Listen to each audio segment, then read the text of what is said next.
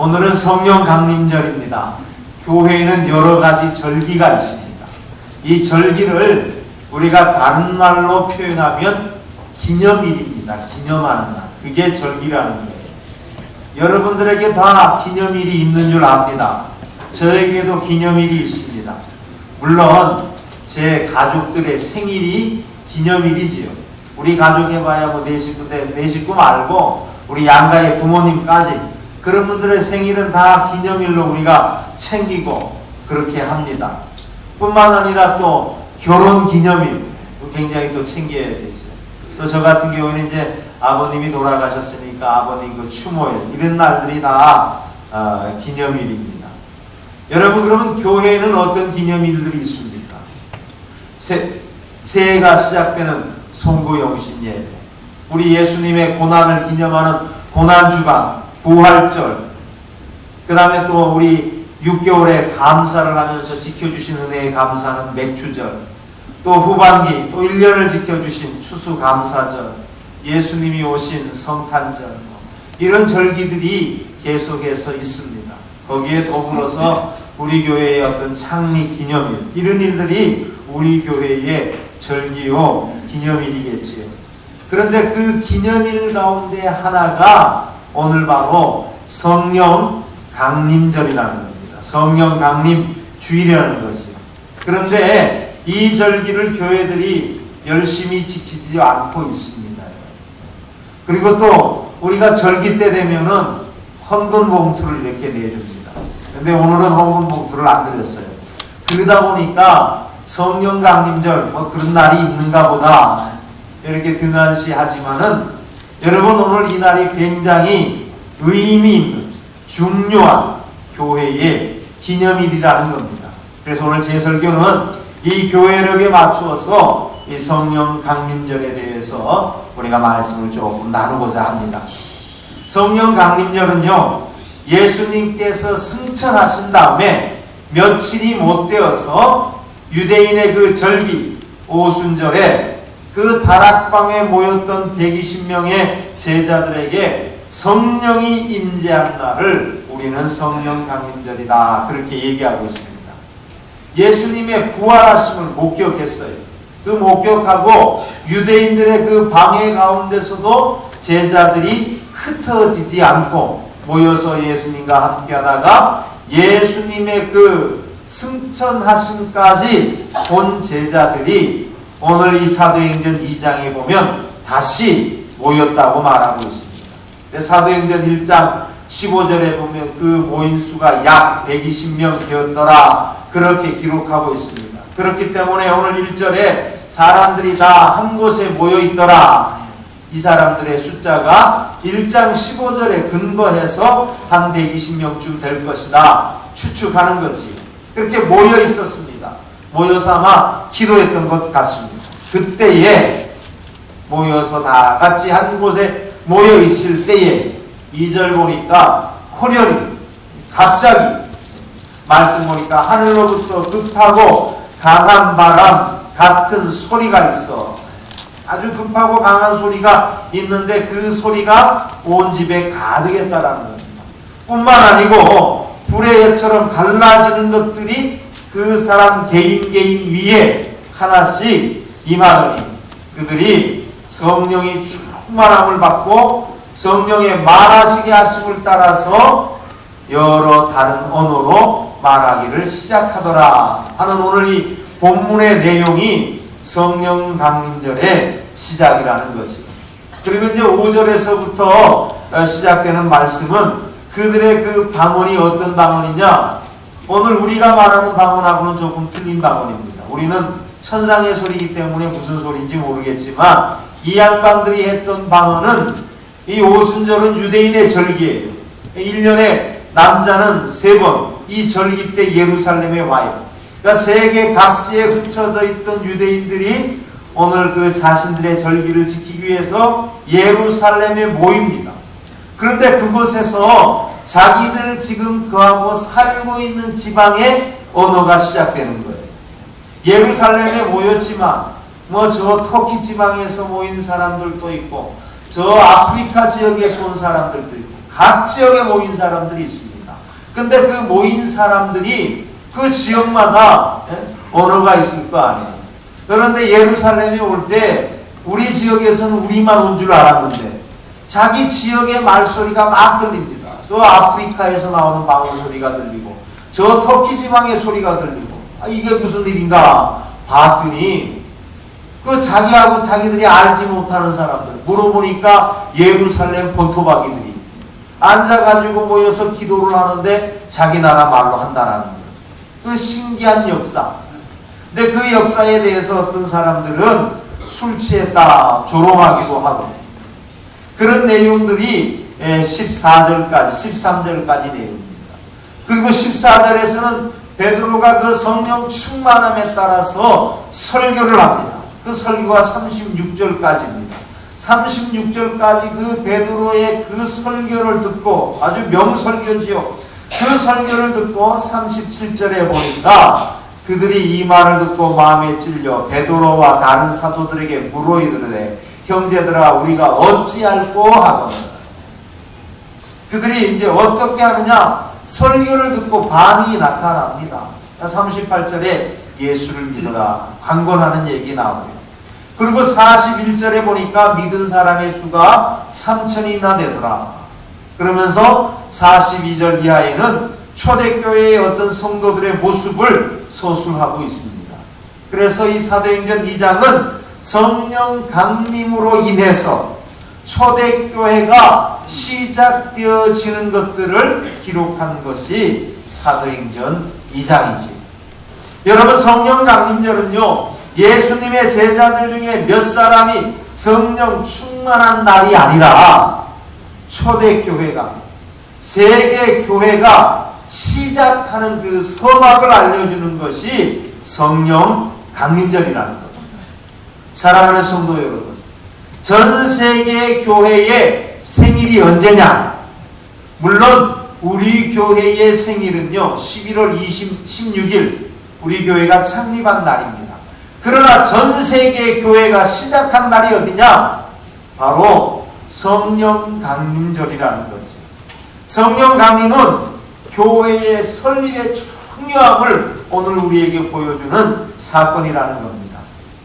오늘 우리 교회도 이 성령 강림절의 역사에 의해서 초대교회가 생겨진 것처럼 우리 교회도 생겨진 줄 믿습니다. 그렇기 때문에 이 교회는 사람이 세운 것이 아니라 성령께서 세우신 교회라는 겁니다.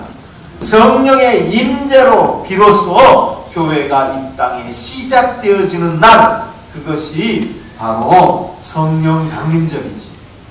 그렇기 때문에 우리가 별로 지키지 않는 이 절기지만 정말 중요한 의미가 있는 거지. 교회가 시작한 날. 우리 예수님으로부터 시작된 그 교회가 성령이 임함으로 말미암아 초대교회라는 이름으로 시작한 날. 그것이 바로 오늘이라는 겁니다.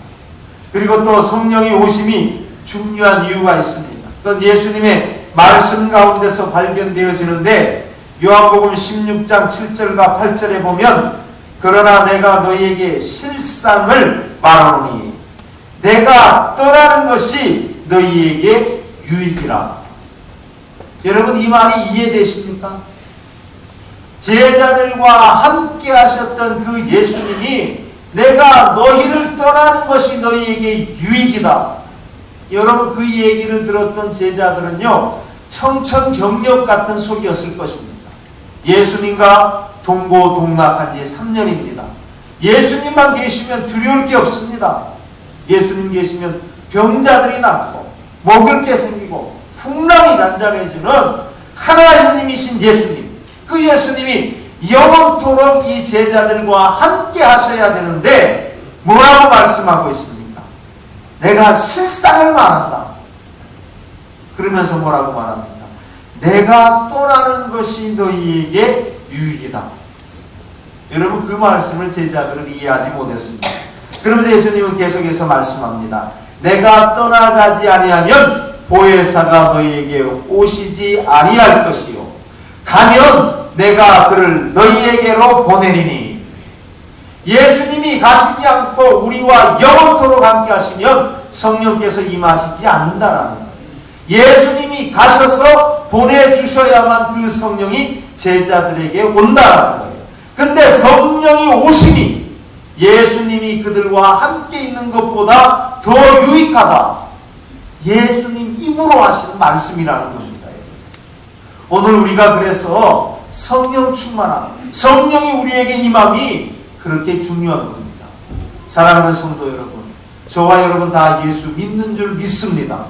예수 믿으면 예수님이 하신 이 말씀도 믿어야 될 줄 믿습니다. 성령이 우리 안에 오시는 것, 그것이 예수님이 우리와 함께하는 것보다 더 유익하다고 말씀하신 그 말씀처럼 성령이 그만큼 우리에게 중요한 줄 믿습니다. 요한복음 14장 16절에 보면 이렇게 말합니다. 그가 또 다른 보혜사를 너희에게 주사 영원토록 너희와 함께 있게 하리니. 예수님은 승천하시고 제자들에게 육체로 보이셨던 그 예수님은 올라가셔야 돼요. 그러나 보혜사 성령이 너희와 영원히 함께하리라. 그리고 계속해서 말씀하십니다. 보혜사 곧 아버지께서 내 이름으로 보내실 성령, 그가 너희에게 모든 것을 가르치고 내가 너희에게 말한 모든 것을 생각나게 하리라. 여러분, 제자들이 예수님 하시는 말씀을 어떻게 했을까요? 여러분? 막 따라다니면서 기록했을까요? 옛날에 저희들 학교 다닐 때요, 대학 다닐 때 그 교수님이 하시는 말씀을 받아 적으려고 그러면요, 얼마나 힘든지 모릅니다. 저같이 글씨가 또 느린 사람이. 그러니까 이제 컴퓨터가 나오니까 좋은 게 뭐냐면요, 이 타자 빨리 치는 친구도 있잖아요. 그 친구들은 그러면서 정신없이 타자를 칩니다. 그럼 그 친구들한테 얘기하죠. 야, 밥 한 끼 살 테니까 그거 쓴 거 이제 내놔. 그러면 또 그 친구들이 얘기하죠. 맨입으로는 못 줘. 여러분, 예수님이 이야기하실 때 제자들이 그 말씀 한마디라도 놓치기 위해서 받아 적었습니까? 안 적었을 거예요. 그런데 어떻게 예수님의 말씀을 성경으로 기록합니까? 성령께서 오셔서 예수님이 하셨던 그 말씀 한마디 한마디가 기억나게 하셨다라는 겁니다. 사랑하는 성도 여러분, 오늘 제 설교를 받아 적으시는 분들이 요즘은 없네요. 옛날에는 있으시고. 안 받아 적으셔도 돼요. 그러나 성령께서 역사하시면 오늘 이 하나님의 말씀이 기억날 줄 믿습니다. 왜냐하면 성경, 우리 예수님이 그렇게 말씀하셨기 때문에 그렇습니다. 여러분, 예수님에 대해서 우리가 증거할 수 있는 이유가 무엇입니까? 요한복음 15장 26절에 또 말합니다. 내가 아버지의 뼈부터 너에게 보낼 보혜사, 곧 아버지의 뼈로부터 나오는 진리의 성령이 오실 때에 그가 나를 증언하실 것이에요. 오늘 우리가 예수를 구주로 고백하는 이유가 뭔지 아십니까, 여러분? 성령께서 우리 안에 들어오셔서 예수님이 나의 구주라고 증언하게 하시는 줄 믿습니다. 이것이 요한복음 15장 26절의 내용이라는 겁니다. 요한복음 14장, 15장, 16장 계속해서 예수님은 보혜사에 대해서 말씀하고 있습니다. 우리 주님이 중요시 여긴 것이 바로 성령인 줄 믿습니다. 여러분, 뿐만 아니라 우리는 장로교 교인들입니다. 장로교 교인들은요, 요한 칼빈의 사상을 따르는 사람들이 장로교 교인들입니다. 여러분, 그래서 우리가 신학교에 들어가면 제일 먼저 가르치는 게 뭐냐면 칼빈주의라는 걸 가르쳐요. 요한 칼빈 선생이 이렇게 말했다. 근데 요한 칼빈이 이렇게 말합니다. 그리스도를 떠나서는 성령을 생각할 수 없다. 그리스도를 떠나서 성령을 생각할 수 없다는 것은 그리스도와 성령을 동격으로 지금 칼빈은 놓고 있다는 거예요. 예수께서 가셔서 성령께서 오셨습니다. 예수님의 말씀대로 임하셨습니다. 예수님께서 보내신 보혜사가 성령입니다. 그래서 성령을 구약 성경의 히브리 말로 뭐라고 말하냐면 루아흐 이렇게 말합니다. 루아흐. 근데 신약 성경에는 또 푸뉴마 이렇게 말합니다. 근데 이 말의 두 단어의 뜻 가운데 있는 의미가 뭐냐면요, 바람이라는 의미가 있답니다. 바람. 그래서 성령을 이야기할 때 바람, 비둘기, 기름, 불, 성수, 오줌, 이런 말들이 다 성령을 일컫는 말들이라는 거예요. 그런데 구약에 보면요, 바람과 불은 하나님을 상징한다고 말합니다. 이 대표적인 성경 구절이 시편 104편 4절인데 뭐라고 말씀하고 있냐면요, 바람을 자기 사신으로 삼으시고 불꽃으로 자기 사역자를 삼으시며. 오늘 하나님께서 본인을 드러내는 구약의 방법이 뭐냐면 바람으로 드러내시고 불꽃으로 드러내신다라는 겁니다. 여러분, 모세가 하나님을 어디서 만납니까? 떨기나무, 불꽃에서 하나님 만납니다. 왜냐하면 하나님은 바람과 불로 본인을 드러내시기 때문에 그렇습니다. 그런데 바람과 불을 의미하는 그 히브리 언어 안에 루아흐라는 말이 들어있다라는 거예요. 그렇기 때문에 단어 자체가 성령은 하나님이심을 증거한다는 거예요. 그리고 천지 창조하실 때 성령께서 그때도 계셨습니다. 창세기 1장 2절에 보면 땅이 혼돈하고 공허하고 흑암이 깊음 위에 있고 하나님의 영은 수면 위에 운행하시니라. 여기서 이 영도 루아흐입니다. 그리고 예수님도 이 태초에 요한복음 1장 1절과 3절에 보면 태초에 말씀이 계시니라. 태초부터 성령 하나님, 성자 예수님 함께 계신 줄 믿습니다. 그래서 말씀인 예수님과 하나님의 영이신 성령은 창조시에서부터 짝을 이루어서 함께 일하셨습니다. 그리고 그 성령은 예수님께서 세례받을 때도 나타나십니다. 누가복음 3장 21절에 보면 백성이 다 세례를 받을세 예수도 세례 받으시고 기도하실 때에 하늘이 열리고 성령이 비둘기 같은 형체로 그의 위에 강림하시더니 하늘로부터 소리가 나기를 너는 내 사랑하는 아들이라 내가 너를 기뻐하노라 하시니라. 사랑하는 성도 여러분, 예수님이 세례 받을 때 성령이 비둘기 같은 형상으로 예수님 위에 임했다고 누가는 분명히 우리에게 기록해 주고 있습니다.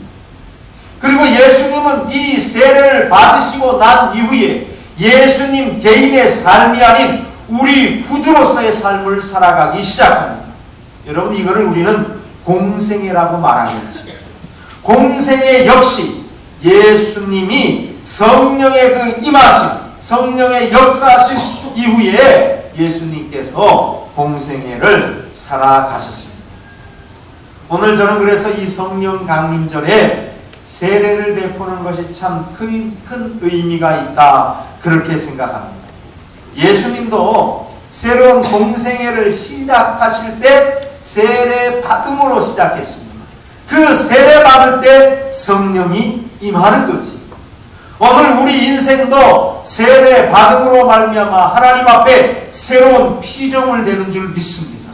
이 세례 받을 때 성령께서 강림하시는 줄 믿습니다. 그래서 이왕이면 세례를 줄 때 우리 성령 강림절에 좀 줬으면 좋겠다. 우리 장로님들하고 의논을 해서 오늘 바쁘지만 이 성령 강림절에 세례를 베풉니다.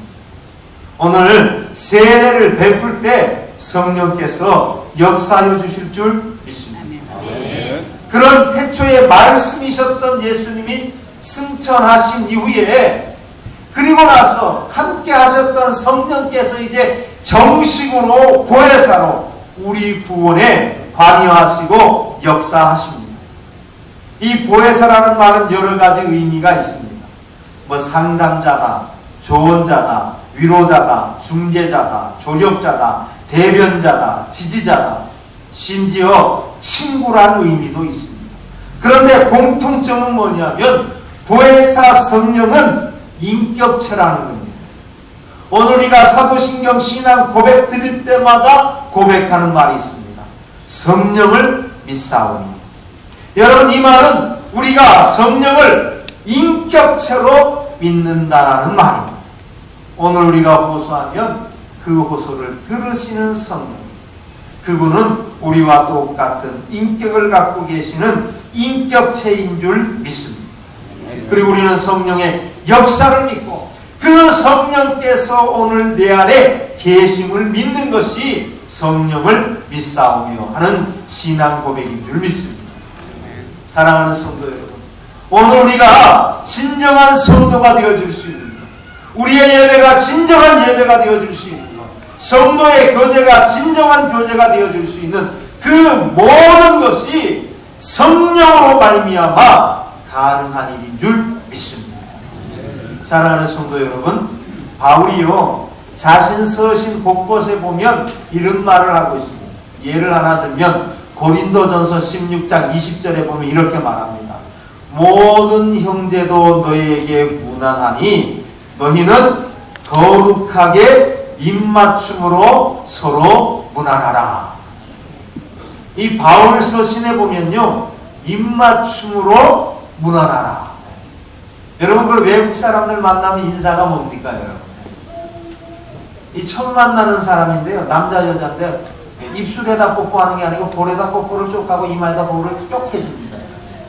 그 다음에 어떤 저 남자들 보면 여자들 손을 딱 하고 손에다 이렇게 해줍니다. 우리나라에서 제가 만약에 우리 와이프 말고 사모 말고 다른 여자한테 쪼갰다 그러면 난리가 납니다.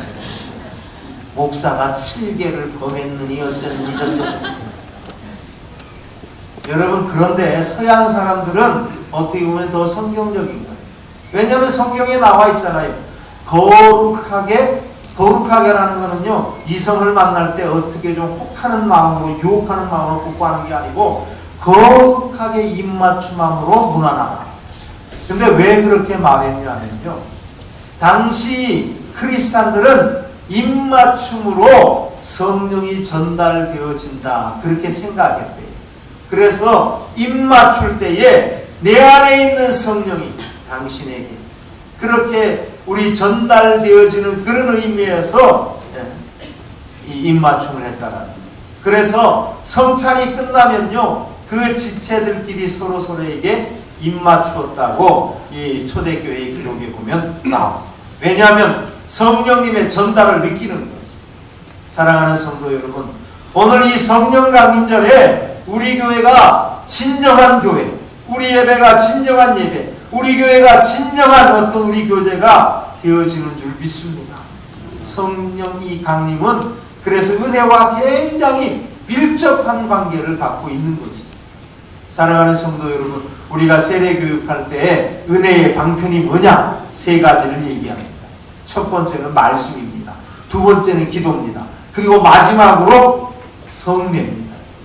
그래서 이 성령 강림절에 우리가 거룩한 입맞춤, 또 남자들끼리 입맞추면 저것도 이상하잖아요.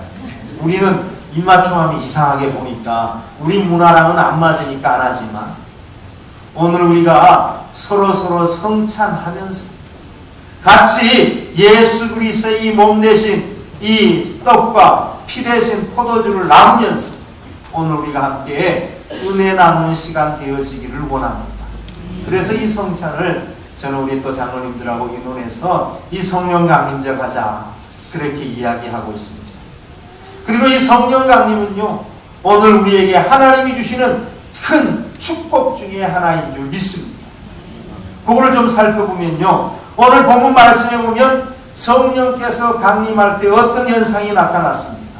하늘로부터 급하고 강한 바람 같은 소리가 있었다. 성령은 그렇게 이야기하고 있습니다.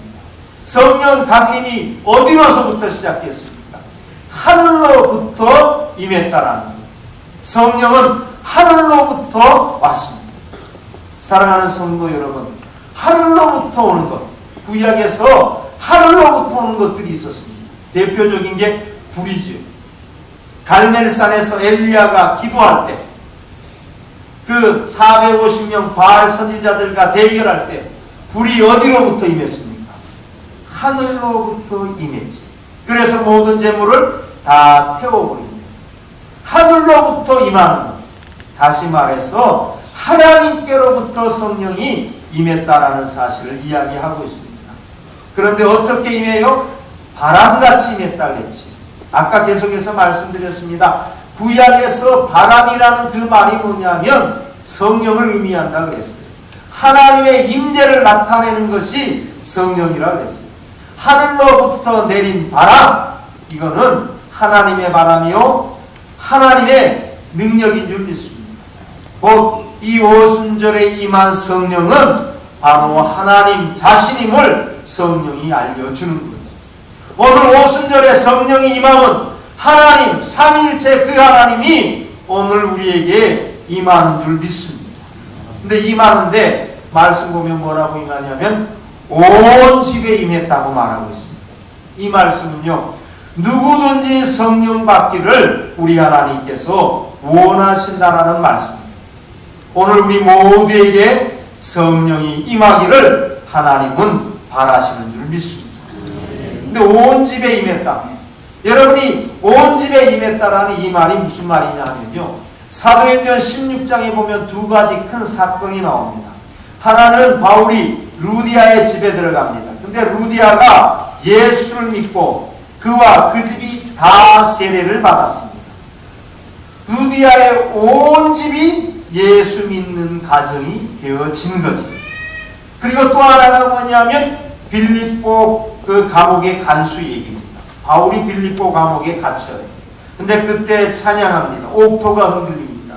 그래서 이 간수가 죽으려고 그럴 때 바울이 말리지. 그 간수가 놀라면서 어떻게 하면 구원을 받느냐? 그럴 때 나오는 말이 뭐냐면 그와 온 집이 하나님을 믿음으로. 사랑하는 성도 여러분, 오늘 성령이 임하면요 우리 온 집에 구원이 임할 줄 믿습니다. 오늘 성령 강림의 역사는 나 혼자에게 임하는 것이 아니라 온 집에 임하는 역사가 되어지기를 사모합니다. 하나님의 축복이다. 내가 성령 충만하면 우리 가정이 구원받을 줄 믿습니다. 그거를 이야기합니다. 그리고 가득하다라는 말이 무슨 말입니까? 온 집에 가득 찼다. 온전히 임한다라는 거죠. 이 말이 뭐냐면 빈틈없이 임한다라는 말입니다.